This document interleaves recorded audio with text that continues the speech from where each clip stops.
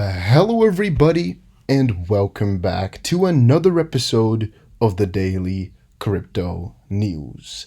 And now, my question of today is: were you guys watching the Ripple Swell event live, or did you guys miss out? Let me know in the comment section down below, and let's get on with the video.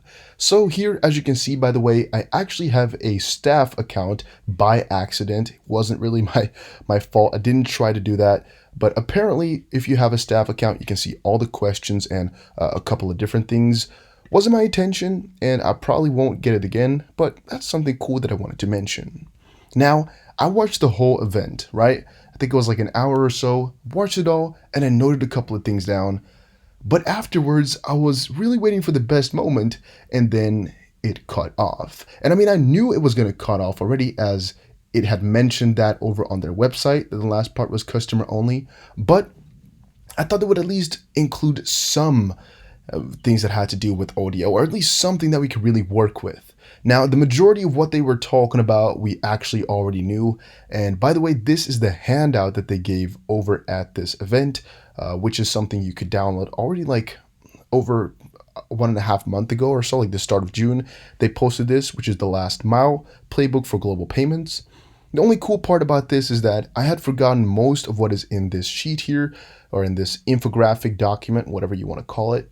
And you can actually see a little bit more about all the live countries and all the countries and all their information and all that is known about them. Here you can see literally all the countries and all that's going on, which is really, really amazing for if you were, I guess, forgetting something, or if you just wanted to refresh your mind, or if you ever want to check back and see how far some countries are. So that's what it can really work for.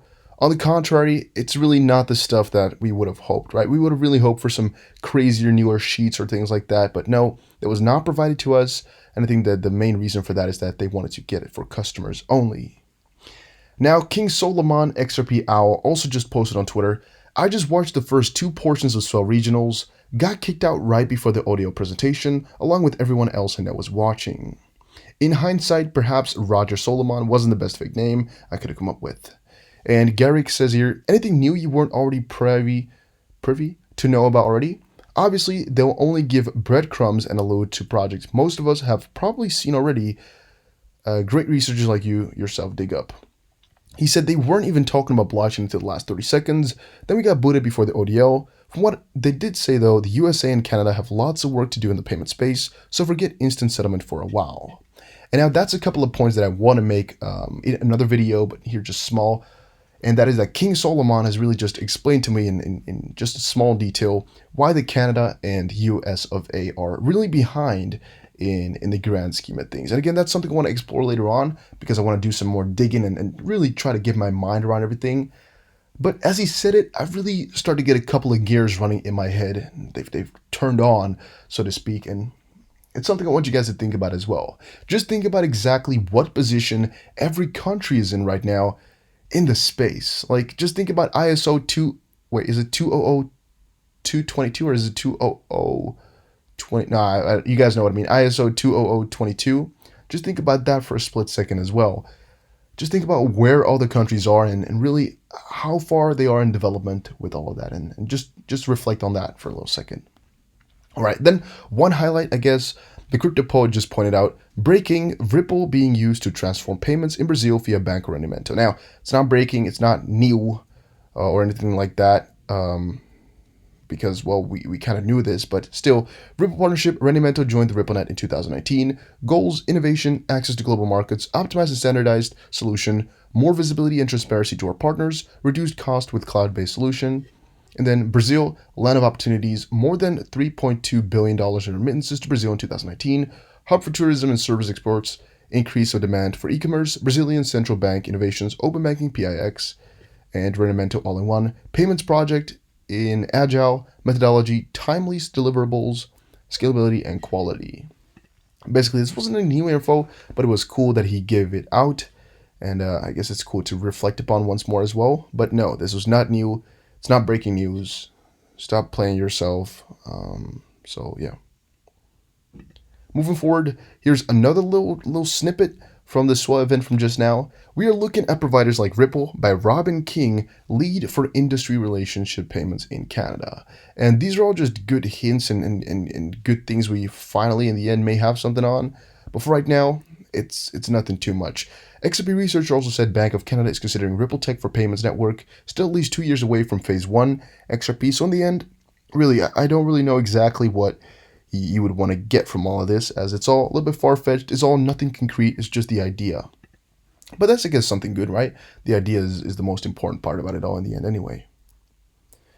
Crypto is powerful because it removes the power of governments and banks. Now, actually, what he said right here is, in my opinion, really, really not true. So to a certain degree, I would agree. All right, so to a certain degree, I would agree by saying Bitcoin takes away a lot of power from governments and really banks as well, because, well, people don't put their money into the banking system anymore, but they put it into Bitcoin, and banks can't really control that. The Fed can't control it. Governments can't really control what you do with your money. To a certain degree, though, a lot of other coins like XRP, they really do the opposite. And like XRP Euphoria says here, does the opposite actually. It will allow them to consolidate power. And XPO's agent says, I don't think it's what he does. That's what it was sold as. But in my opinion, is just a psyop the entire time to get people to use the digital currency. I don't really agree with that, but that's another point to make. But I would say it's actually the opposite because, well, if you think about it, CBDCs, which are, again, very often considered cryptocurrency still, depending on how they're going to go about it, at least they're digital currencies. And actually anything relating to that is actually a very, very positive stimulus for the economy, but especially for governments as power and for banks themselves. Because banks, they might be able to get things done a lot cheaper from this point forward, and governments might retain a lot more power because they won't have to give up for private companies and things like that, and they might be getting out of crises themselves because of lowering costs and maybe getting everything in better deals and whatnot. And also at this point, adopting crypto is a very, very innovative move, which might also earn you a lot of goodwill as a government. Then Ripple just posted like an hour ago, which I found kind of weird. I'm like, why would you post an article like this just after the swell event went live, right? And I think the main reason for that is a lot of people turned into Ripple right now because of their event, right? A lot of people looked up Ripple. And them posting something about Ripple for good exactly when the most amount of people are looking them up, I think is just a very, very smart move to just show a lot of people that Ripple is doing good for the world and whatnot. So they just leveraged a lot of this traffic that they got from the event to showcase to everybody that they're doing good for more goodwill. We believe in a fully equitable global financial system. That's why we started Ripple for Good, an initiative to create greater economic opportunity for all, learn more. And yeah, I mean, it's cool, I guess. Here's the thing. Then Ripple will be like Amazon, a household name. That's something we're forgetting, by the way. That all we're talking about for Ripple and XRP right now, it's all just the first vertical. And that is actually a quote, at least a little part from this picture here, and this video actually. Ripple will be like Amazon, where Amazon selling books was their first vertical, and they went on and on and on afterwards. It's something I mention very often in my videos, but I guess he just grabbed another one of the conferences from earlier. I unfortunately cannot show it because I don't know how it works on the laptop.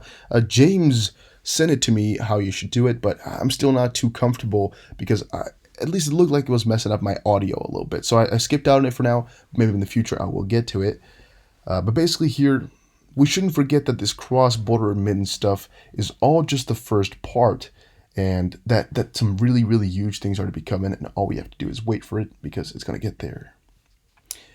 Then Kevin Cage also just posted, reminder, Ripple is at the bottom of the payment stack. Founded in 1974, NACA, I didn't know how to pronounce that yesterday either, is one of the country's premier industry groups, representing over 11,000 financial institutions, and oversees ACH, Automatic Clearinghouse, the electronic network that's the backbone of U.S. payments. Today, to Ripple. Online banking, applications to online banking. Bank of America banks Bank of America. Settlement, standard on governance, messaging formats and network rules, messaging routing, to Ripple, settlement infrastructure to Ripple. So basically what this says, you might be a little bit confused about what exactly the purpose is. It is that out of the payment stack and how it all works in layers, Ripple only actually works really in the back end, if you think about it, right? All the top parts and all how that all works, Ripple really doesn't have too much to do with that. And what I fetch from that and actually looking at this is the fact that, first of all, Ripple actually has a little bit less of an influence on your experience as a customer possibly than you might think, because it's still up to a lot of these, top layers to decide exactly how they want to do things.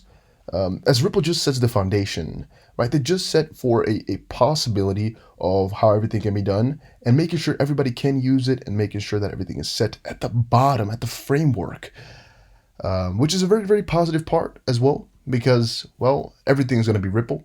It's showcased here as well.